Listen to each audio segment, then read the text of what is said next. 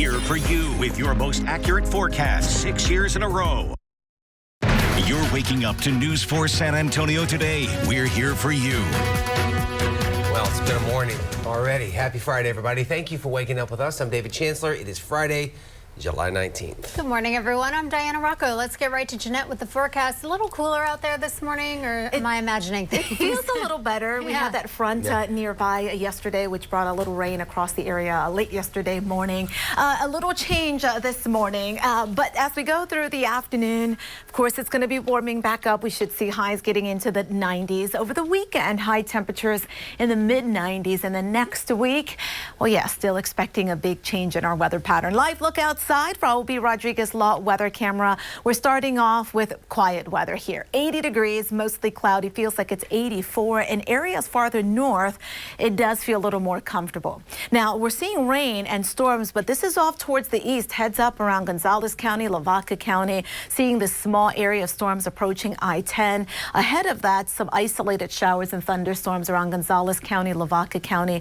Now starting to push closer towards northern DeWitt County. Not expecting any of that this far west. I do have a 10% rain chance this morning, but nothing more than a few sprinkles or an isolated shower. For the rest of the day, there may be a pop-up shower, otherwise partly sunny. Forecast high temperature between 94 to as high as 96. We'll take a look at your weekend weather coming up.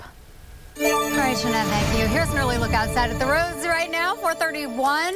Great shot there of the tower. 37 at Alamo Dome. Looking really good this morning.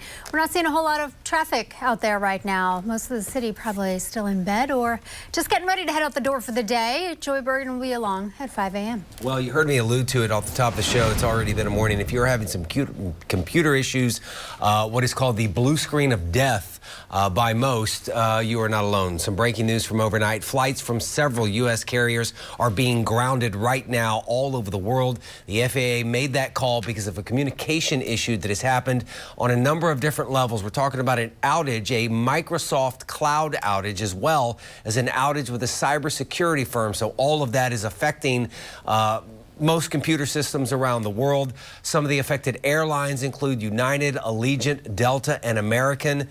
It's unclear right now how long the grounding will last. If you do have a flight leaving from San Antonio over the next hour, hour and a half, I would urge you to try and go online and check with the San Antonio International Airport or each individual airline to see what the status of that flight is currently. All right, switching gears here, 432 in San Antonio, a man connected to a capital murder case is in jail. He is the fourth and final person charged in that case.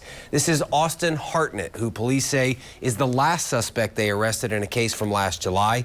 There were reports of shots fired on Lock Hill Selma on the north side that night. Police found no evidence. The next day, 2 victims in the case were reported missing.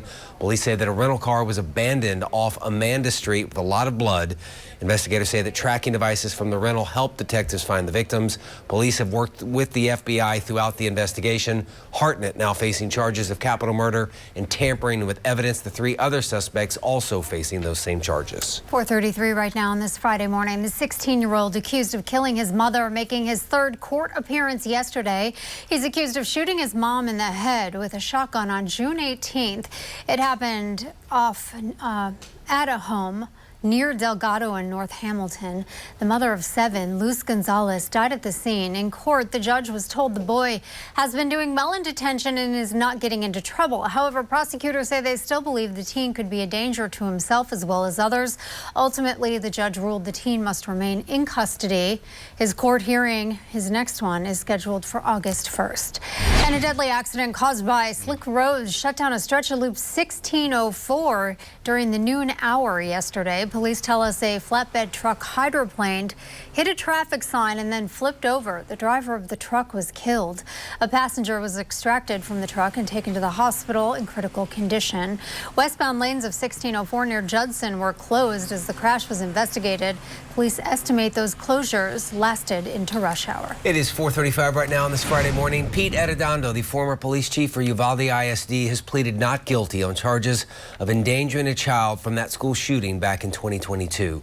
Arredondo faces 10 counts of abandoning or endangering a child. That's one for every survivor from classroom 112. Just last month, he was indicted on state felony counts after turning himself into the jail.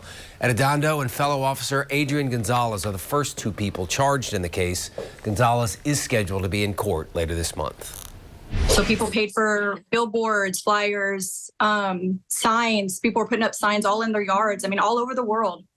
It's not just Corpus Christi. This weekend, there will be a candlelight vigil in Corpus Christi for Caleb Harris. A group is organizing the vigil to show support and honor him. Harris disappeared on March 4th, and the community threw itself into searching for him for months. Last month's remains were found in a wastewater station. Wednesday, it was confirmed it was that of the missing college student. His family thanks the community for their prayers and support. The vigil is scheduled for 7 p.m. Saturday at Cole Park Pier. Everyone is asked to bring candles. An AI recreation video of missing HEB worker Pauline Diaz will be released next Wednesday. And now, Search and Support San Antonio, along with the Diaz family, are holding an event before that release that will take place near the HEB off Southeast Military, where she worked and when she went missing 13 years ago. Schertz police say they have a suspect in custody after a reported bank robbery at RBFCU. It happened just after 3 o'clock yesterday afternoon at the branch off FM 3009 or 3009 Roy Richard Road. Officers arrived to help escaping customers and employees before the suspect came out and surrendered. Former President Trump took the stage last night in what was a wild and sometimes emotional final night of the Republican National Convention. Mr. Trump is asking all of the GOP to help him unite the country and, in his words, make America great once again. Fight, fight, fight.